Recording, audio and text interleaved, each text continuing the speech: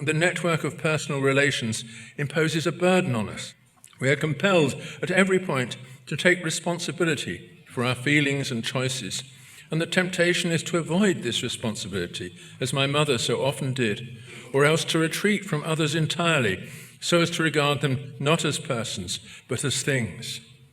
It is in this second tactic that we discover the original sin of the times in which we have lived, the sin of wiping away the personal face of human interactions, so as to leave only a depersonalized and objectified world.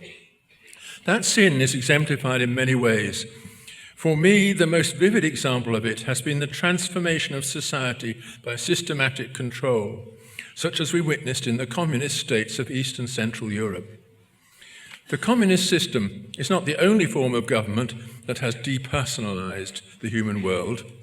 Accountability in human relations begins to disappear just as soon as they are reconfigured as power relations, and all aspects of consent, affection, truth-telling, responsibility, and love are marginalized as mere side effects.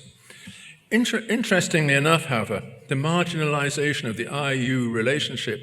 and its displacement by relations of power lies at the heart of the theories on which leftist forms of government have relied. The description of communities as the byproduct of relations of economic domination and subordination lies at the heart of the Marxist theory of history, which makes room for the customs and institutions through which we account to each other: law, religion, morality, free association, and sovereign institutions, only as epiphenomena, features of the superstructure that do not tell us what we really are. This reductionist approach to the human world can be found in all the thinkers of the New Left, whom I discuss in my book, Fools, Frauds, and Firebrands, which has been translated into Portuguese, and most evidently in the writings of Michel Foucault, which form the central strand in today's curriculum in the human sciences. Somehow, with the rise of socialist ways of thinking and the loss of the God-centered view of our condition, we have been encouraged not only to see the world of personality and freedom as a byproduct of power,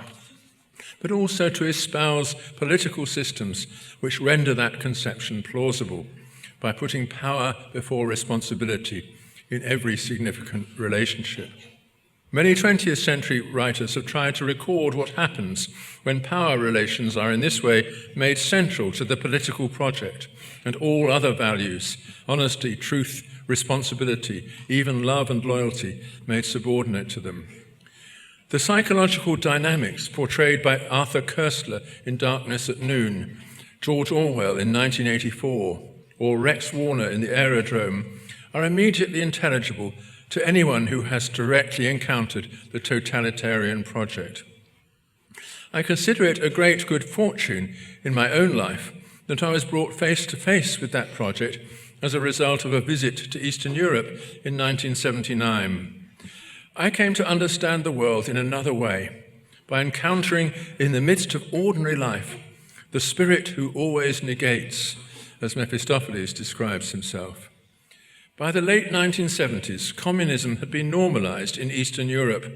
It was maintained in being by a routine of connivance, whereby ordinary people renewed their own imprisonment and learned, as Havel put it, to live within the lie. Punishments were comparatively light,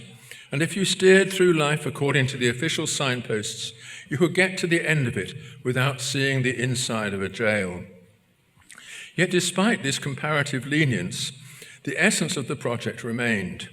which was to undermine all trust between people, even in their most intimate relations, so that at the center of every emotion, every plan, and every passing commitment, there was that other presence which did not belong there, but which had secret control of it.